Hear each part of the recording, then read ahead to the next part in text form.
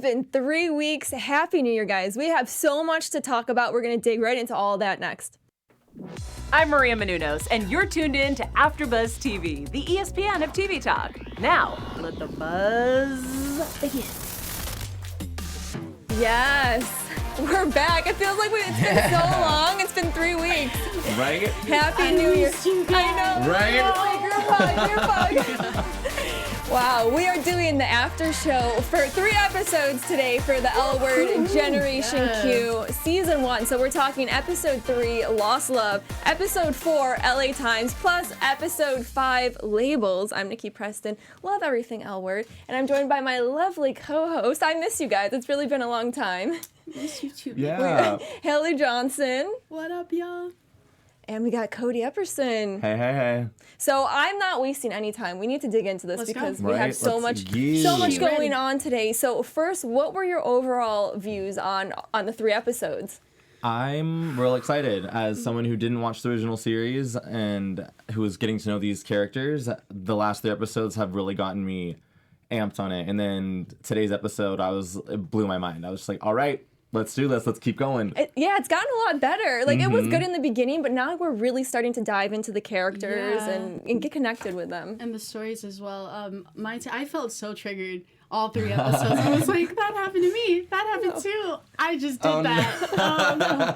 I know. Part of me was like, I don't know if I want to be watching this right now because some of the storylines hit home too much, and I'm like, all of them did. I was so uncomfortable. The writers are doing such a good job. I feel like I relate more to this show than I did the original L Word. Really? Yeah, and I never thought I could say that, but I 100% do. I was like crying and screaming. I was like, don't do that! It's okay. Go back. Why are you being this way the whole time? First, this was a little more fun. Let's dig into Alice. I love her show. I think she brings so much energy to the L Word. And she had soccer superstar on Megan Rapinoe.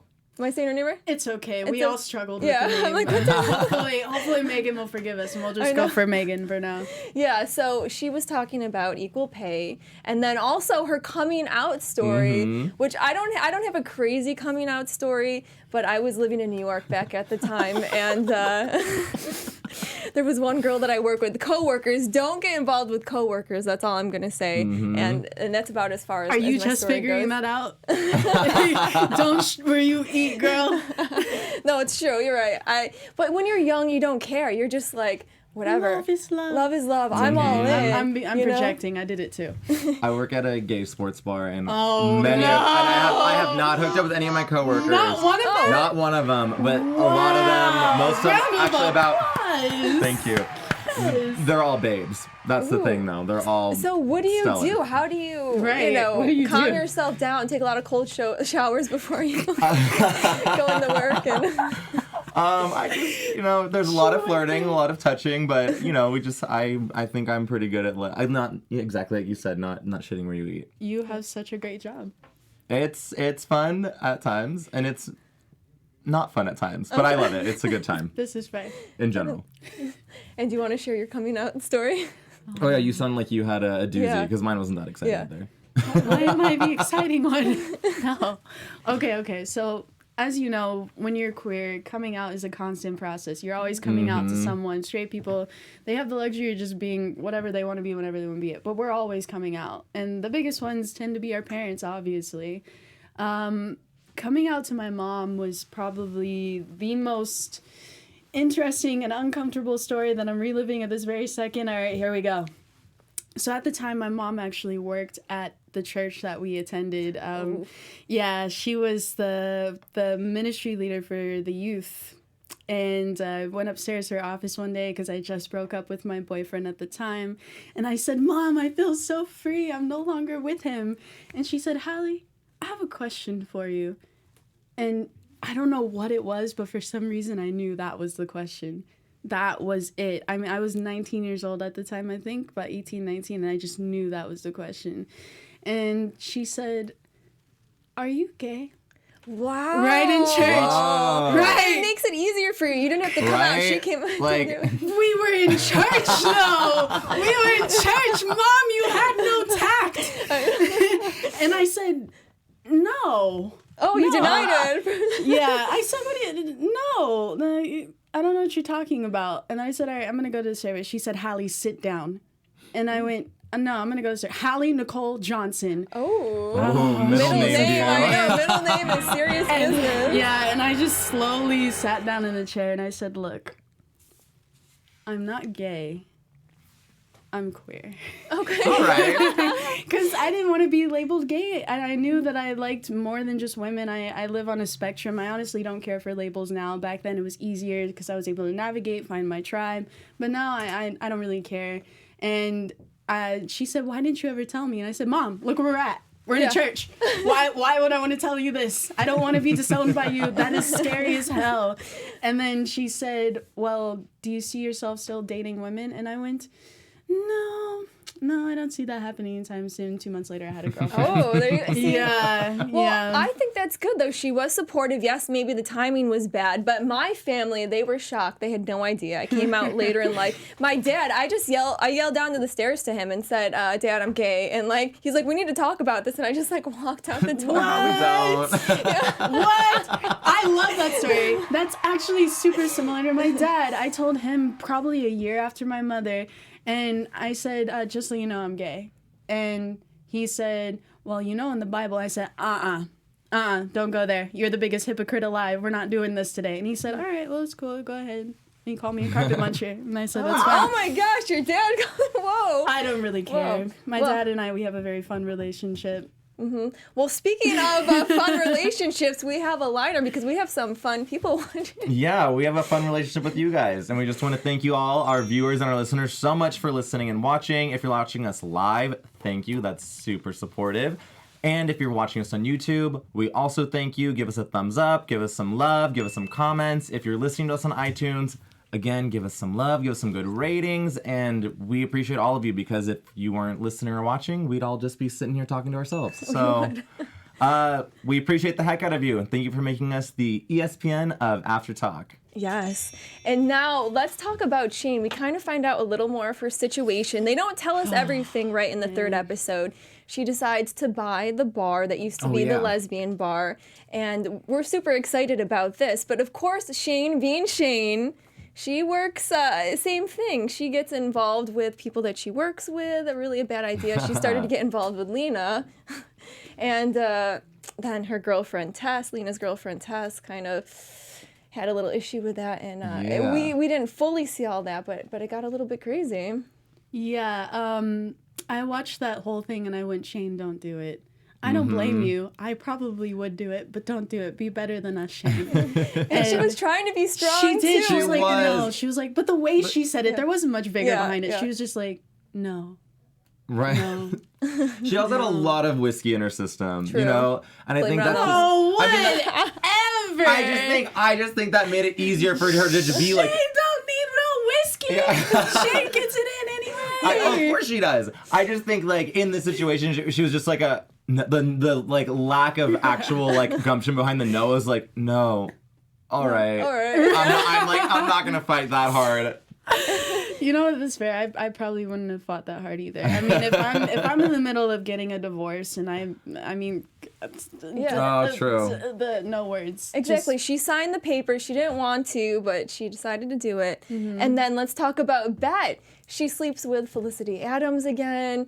She just likes to stir up trouble. Right? And it seems like she has been. It wasn't just like, oh, this came up in the news, let's meet up again. Yeah. It seems like she has been seeing her at least discreetly for quite some time, is what I got from it. Yeah. Maybe I misunderstood it. I wasn't completely sure. I kind of got the impression that maybe they decided to meet up again, but I don't know how long. I think they were actually loosely in contact, maybe kind of watching each other via social media, the ex-stalking thing. Yep. And then they finally met up, and that's when fireworks were there. And I don't necessarily think they planned it, though. It was just more so they had lingering feelings. It's really hard to stay away from someone that you know that there's potential with.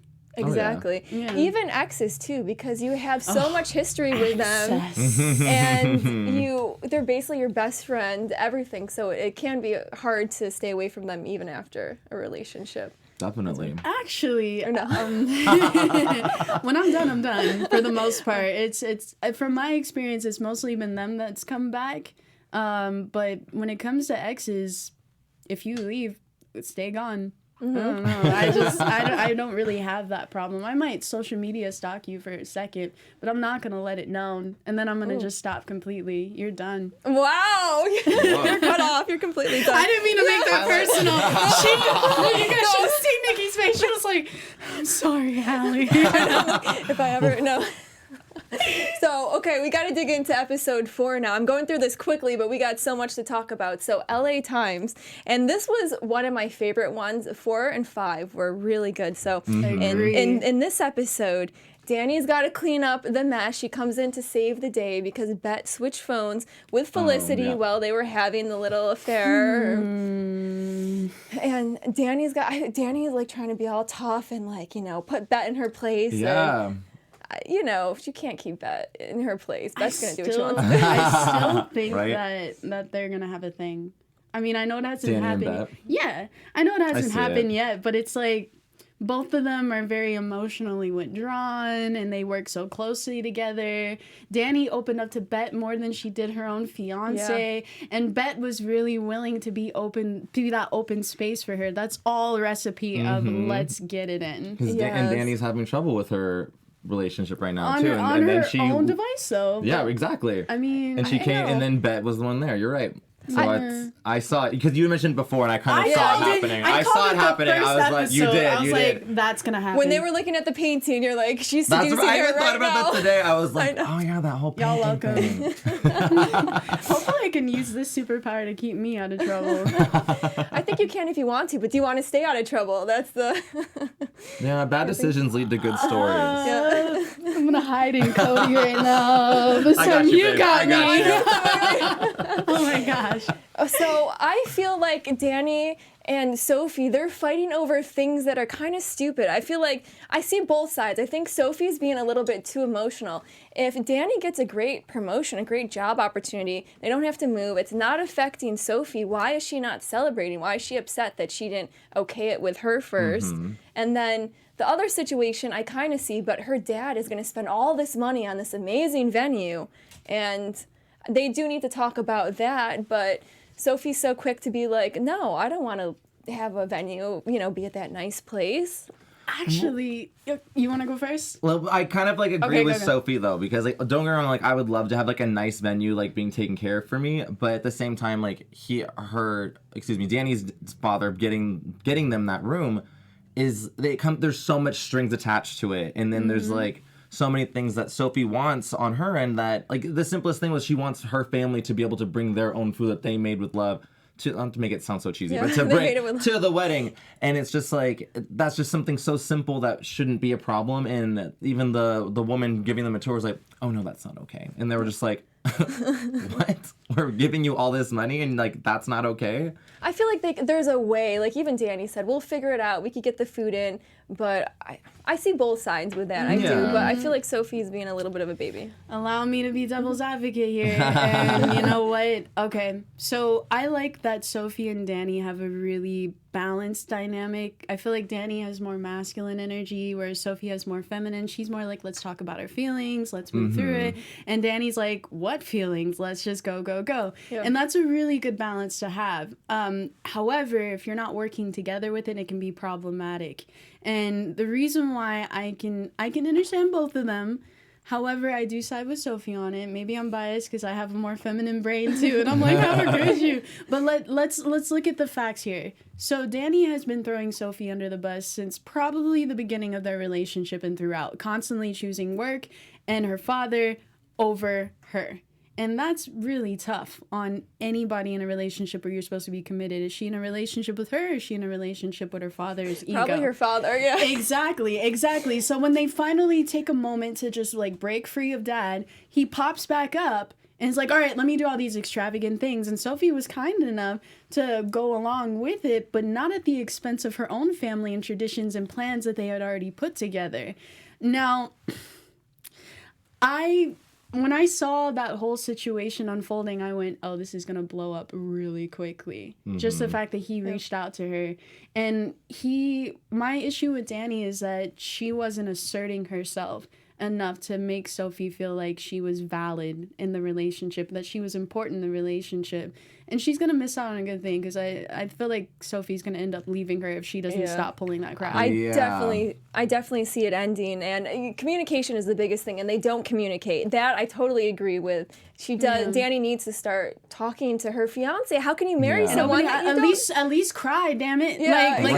Show some emotion. Right. Instead of just, no, I'm fine. I don't want to talk about it. That's bullshit. She's going to cry in Bette's arms instead. Yeah, right? Oh, no. Oh, no. And then she's going to miss out on a good thing, and then we're going to end up in this threesome situation. I know. Let's talk about the threesome, because oh my God. So shocked when that whole happened. Episode was so sexy. gosh. Everything about it. know. Like, and they were like long scenes too, and I was like, oh my God, like what am I watching right now? It's Shane's 40th birthday party, and she didn't want anything big, but of course the friends throw her a big birthday party at her new bar, and the whole time Alice is with her girl Nat.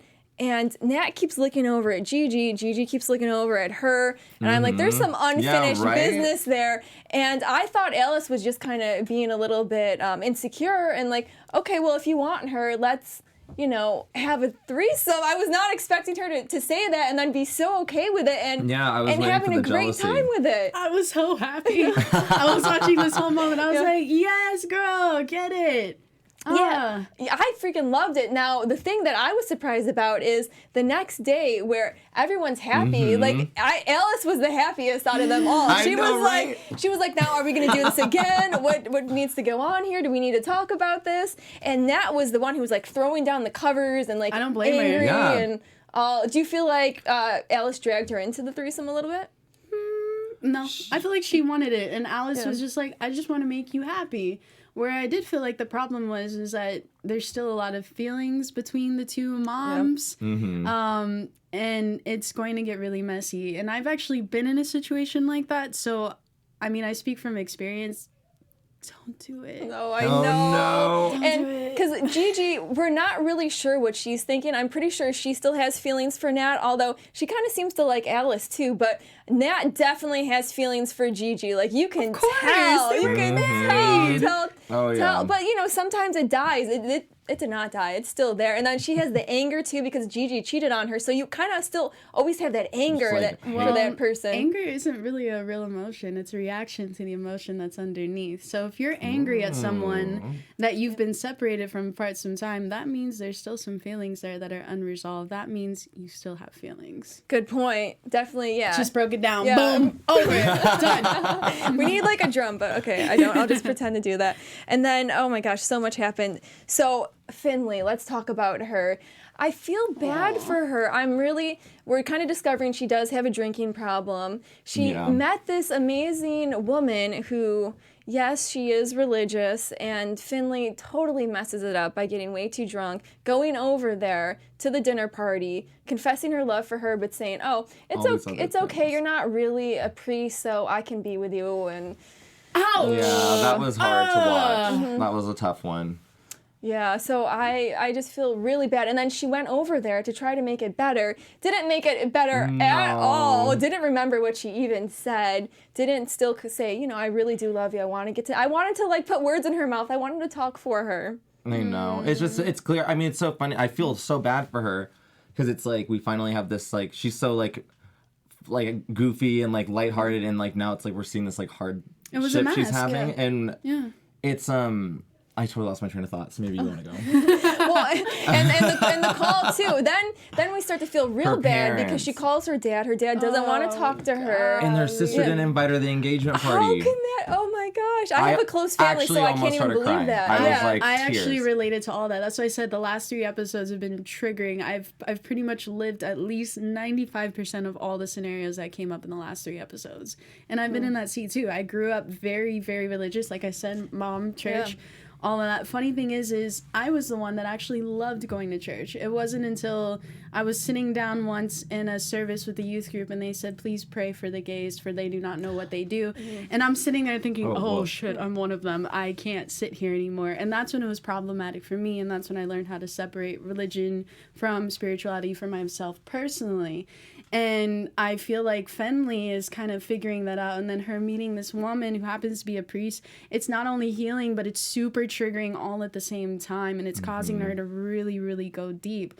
And then the priest, I love her. I do. She knows who she is, what she wants. She's willing to take a chance and put herself out there. But she also knows that she's a keeper. Like, come on now. She's like, if you don't get your act together, I'm going to go. I have options, but you're the option that I choose. And you know what? I live by that shit. So I thought it was awesome. I do too. I'm glad, because a lot of people would have been like, oh, I can fix you. Let's work on this. But she stuck her ground. I'm surprised she let this go on for as long as it did, because the first time they didn't even hook up because Finley was so drunk that, was going to throw up. I mean, it was just like time and time again where she keeps messing up. I mean, how she picks her up is like, oh, I don't have any money, but can you buy us a drink? And how come she didn't see this in the beginning and be like, well, we're not even going to start this? All the red flags. Yeah, all the red flags. But she finally was like, okay, enough is enough. You need to get help. You guys saw that as red flags? Maybe I'm missing something. I didn't see it that way. I saw it as, okay, she's cute. Okay, she's giving her a chance. Because the thing is that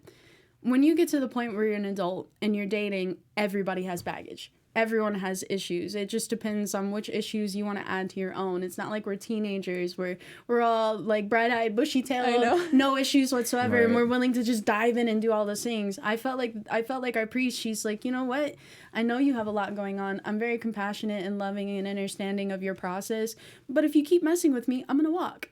Good point. And I feel like you're right. Priests should be more understanding, but yeah, it's getting too messy. But it's true. Like in the dating world, you're just like, wow, I'm trying to find someone who's healthy, who doesn't have issues. And it's like girl after girl after girl has so much baggage, so many issues. Everyone's got baggage. It just depends on how you wear it, really.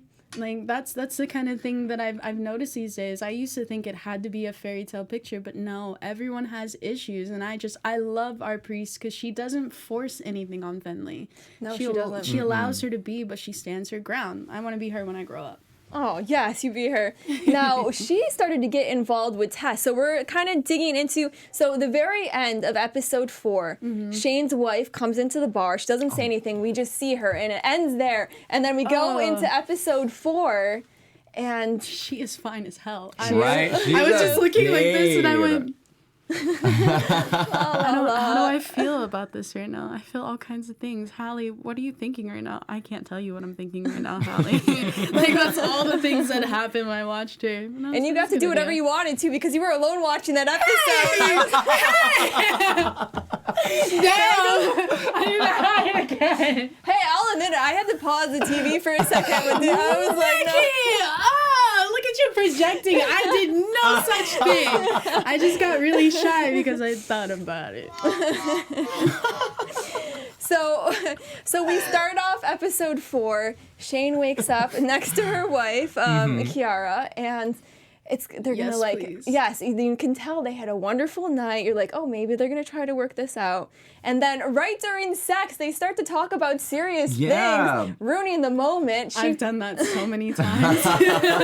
That's sweet pillow talk. But she says, I'm pregnant. Like, who says that, like, right when they're starting to have sex? And then Shane's like, well, how did you get that way? Did you have sex with a guy? Did you, what, tell me, because I don't know about any of this. It was an immaculate conception. Right.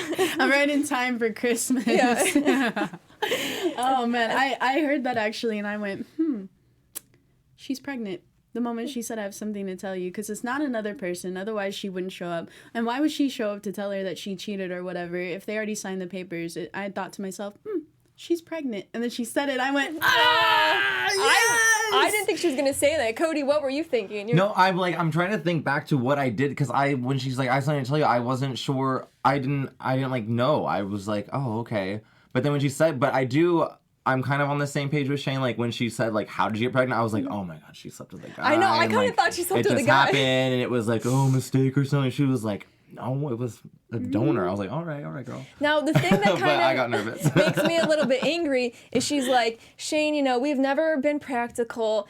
I don't need you to help raise the kid. I want you to be my wife without raising no the way. kid. That's a trap. Shit. That's not true. How in the world can you be in a relationship with someone that has a child and not be like a Be there co-parent? for the child. Right. The child's going to be in the house. I'm just going to ignore the child because it's all your responsibilities. The most ridiculous thing I've ever heard. Oh my gosh. Like, I was feeling for her. And I mean, I can't. okay, you don't want to get I can't. Dickie, please. Okay, it's okay. Yeah, so Shane, we're gonna see what happens with that. Do you guys think that Shane will stick around? She loves her enough to deal with the kid. You think? Well, I don't think she's just gonna deal with the kid. I think she's gonna gonna fall in be love with the forced kid. into- Yeah, Shane is not such forced, a but she's maternal going to fall into and even paternal because masculine, feminine. Shane has all that She going does on. all of the above. Yeah. I think that Shane would make a wonderful parent, and Shane has proven that throughout like the entire show and previous show as well. Like she's just very loving, very nurturing, very caring. And I think the only reason why she goes into that whole like bad girl type of vibe and all that is just because she has so many feelings. She's probably a Cancer. I'm big into Do we not know astrology her too. I think birthday? that. Well, she just had her birthday on the show. I don't know if it's like That's right. December birthday. I don't know. I don't know. Because if it is if a December birthday, then she'd be Sagittarius. But I'm just Someone gonna out say there she's will a know, Cancer. like, the yeah, date, someone you else. know Yeah, what I let us mean? know Like- if you like. Fan fiction people, please tell us. And then we got to talk about Micah and Jose because Jose started to play games at first. They were supposed to go on a date, canceled it, and then all of a sudden, which I totally agree with Micah, like get out there, get under someone else to like forget about him. And Nope, I disagree with you on that one. That is so problematic. Been there, done that. Deal with your feelings. Stop trying to mask it by getting underneath or on top of someone else. And then, of course, Jose comes to the bar all kind of, he wasn't really showing it, but kind of a little bit upset that Micah was there with someone else. And then they go back home, they have a great time. He drops the L-bomb on him. And I really... Oh, I was like... Yeah. Jose, Drop the L word on him. No, Jose told Micah that he loved him when they were leaving in the morning. And I really like Micah for standing his ground and being like, yo, you stood me up, you kind of been here, there, everywhere, and then now you're telling me that you love me? What are your true feelings? I think there's a lot going on with Jose, to be honest. Maybe not a lot, but there's some weird thing, because when he canceled the date with Micah, there was something there. Like, Jose almost seemed like like he was upset that it wasn't a lie. He was like, oh, I have something else to do. He seemed really upset. And in that episode earlier in it, we see that one really hot guy by the pool, and that's it. And I think there's a little correlation there. I do. I think that's like that Jose's back. ex that like popped back in, and that's why he was like, and they are messing things up, and I think that's why he had to cancel the date. And he was like, this is so messed up, but I have to deal with this. Yeah, I feel like something's going on. I feel like he should have been honest, because it's not like they were just it's not like they were just casually seeing each other. They were already hooking up and spending so much time and really dating each other. And But maybe that honesty would have scared him off. I know. well, if honesty is scaring the person off, then I wouldn't want to be with them. You're good point. Not the right that is a person, very maybe. good point. I agree with you on that. But I feel like Micah and Jose, I feel like their relationship is still like in a very early stage where like Fair enough. you don't want to drop Yeah. too many bombs. Well, then that's need when to be. you communicate it delicately. Cody, I'm gonna practice on you. So Cody, I really want to see you tonight, but one of my exes just popped back in, and I really need to I just really need to deal with it. I really like you, but I want to deal with that first. Boy, that doesn't sound good. Crickets. I don't know what to say. That's when you Yeah, say it's not gonna work out. Because I guess I'm a little in this situation. Like I don't like to hear about your ex.